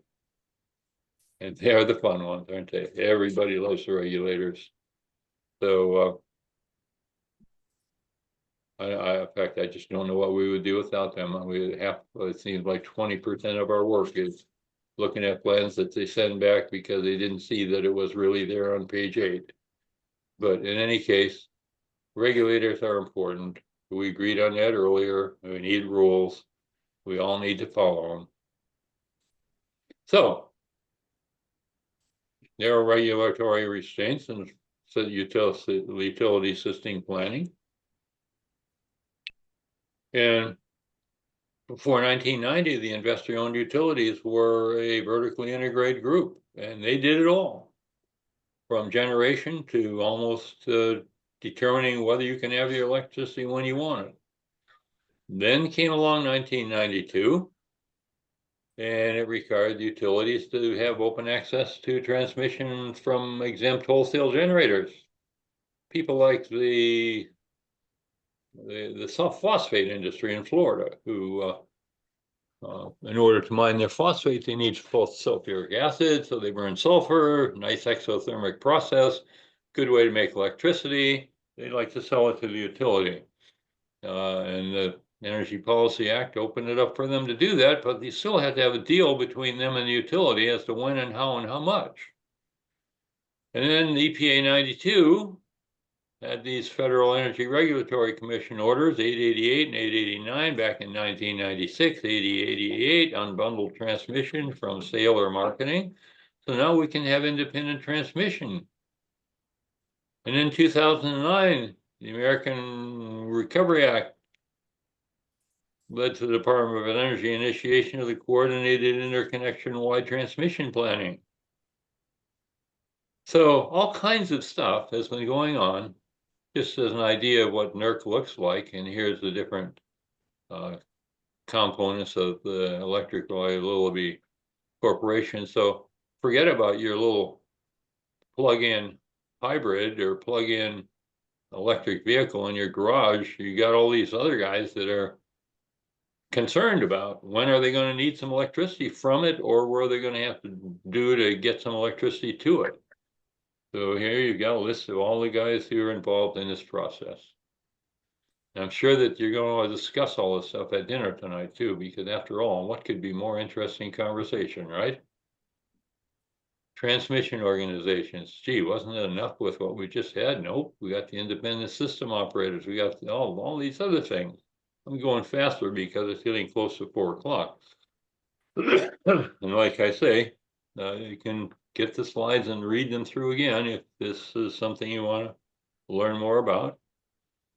So what are we observing? Well, back in 2012, National Renewable Energy Lab study concluded that new transmission could address the general increase in grid congestion. Well, that's nice. Well, that's back before people were thinking about, well, my goodness, new transmission, that's great, but what about a little energy storage? But then again, all these places out west where it's windy or sunny, maybe it'd be nice to ship some of that electricity east. So maybe we should have a little more east-west transmission. Maybe somebody better study that, see how much, whether it's cost effective. Anyway, this would be the result if maybe we did that. Photovoltaic power in the deserts out west where they make lots of it. And 3 hours later, in the east, which is actually at the same time, 2 o'clock your California time is 5 o'clock New York time or Florida time or Tennessee time. Yeah, I think Tennessee is in Eastern time zone. So PV is peaking maybe 2 o'clock. And it doesn't take that electricity very long to find its way to Tennessee where they need it. So, you know, a little cost analysis, let's see. So what's the future grid going to look like? Probably something like this. A lot of bidirectional stuff. And the bidirectional can be good if it's done properly because it can relieve the load on transmission and distribution. So rather than having to build additional distribution, we should be able to get by with the existing distribution as long as we control what's on it carefully enough. And all of the various things we talked about today are part of that process. So, appreciate your being here. My goodness, we got 3 minutes to spare. We can talk about it some more. I call this the beginning because it's certainly not the end. I think we're into something here that might be pretty interesting. So, Daniel, Manley, Ronald, Luce, any comments? Anything? Did you see anything that you found interesting? Would you like to see anything more information on any of that? Is there too much information? Again, this is one of the first presentation of this, and we'd like to make sure that people find it worth their while. I think So, one of the whatever. things that we're seeing with the domestic hot water heat pumps is Yeah. we just did a project where the HCR, Housing Community Renewal, only wanted electric for the domestic water, and we were able to prove to them that that if we could just add more storage, then we could use, 2 of these systems versus 3, and that made the difference between changing from a 1200 amp service to a 2000 amp service, which was important because this particular building was going to remain occupied. So they are kind of flexible in some things, but it all depends on who you get a hold of. I think sometimes a lot of these rules that are being made, at least at the government level, are being made by, this is my own personal opinion, politicians and organizations that really don't know what goes on in the field. A religious person would say amen to that. Yeah, no, What do you mean seriously. by what do you mean by storage when you say you added storage, which reduced the sizing of the system? What do I mean by storage? Yeah, what was I didn't quite understand that example. It sounded interesting, but I just want to make sure I understand it. Okay. The thing is that when you have regular domestic water heaters that have, 50-gallon storage or Right. whatever, it's, it's okay. almost instantaneous. When you have the heat pumps, you have to add buffer tanks and storage tanks to it. But if you have more storage, then you would have to have less generation. I get you. Okay. Yeah. If I can add one thing to that, the specs I've looked at for hybrid water heaters say that their hybrid or the heat pump part will only do 4,800 BTUs per hour. And, you know, that's fairly limited heating. It's fine if you let that thing run overnight, and like, particularly if you have more storage, you can have a lot of gallons of hot water with that 4,800 BTUs per hour. For running for 12 hours, that's a lot of BTUs and that's a lot of hot water. Yeah, but with these central systems that are being used in multi-residential buildings now that they're requiring, the issue is that in our climate up here, the equipment becomes a lot less efficient as it gets colder. Exactly. You Right. know, so Yeah. Well, and of course, another thing about the heat pumps, we talk about water heating heat pumps. One of the applications that's becoming popular in Florida here is for pool heaters. right. And I mean, even the folks next door put one of those in. It's 100 amp service for that heater, but it's cheaper than the gas that they were using before. Yep. And they're using the solar pool pumps now and all that. And you know, your swimming pool, talk about storage, if you got 15,000 gallons in a swimming pool, that's quite a bit of storage. You Yeah. don't have to, and it's all a matter of the rate of the heat escaping, and if you put a proper cover over the pool, then the heat's not going to escape as fast as otherwise. So yeah, I mean, there's a lot of stuff we haven't covered today, but but that's the whole idea that if we're sufficiently creative, we should be able to work our way out of this problem. If people just start believing that it's possible and it's important. Anybody else?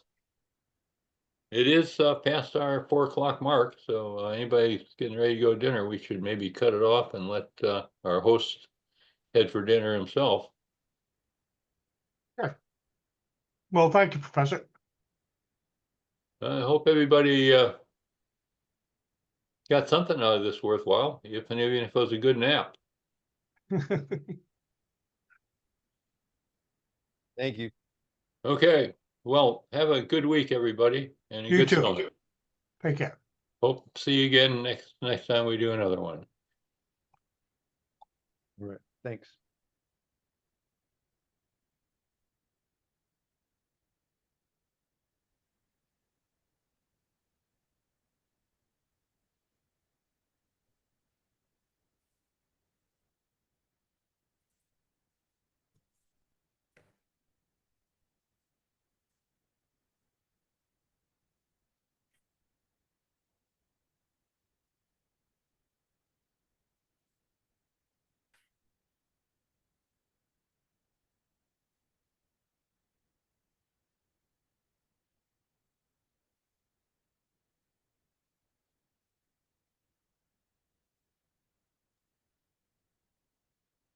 Yeah.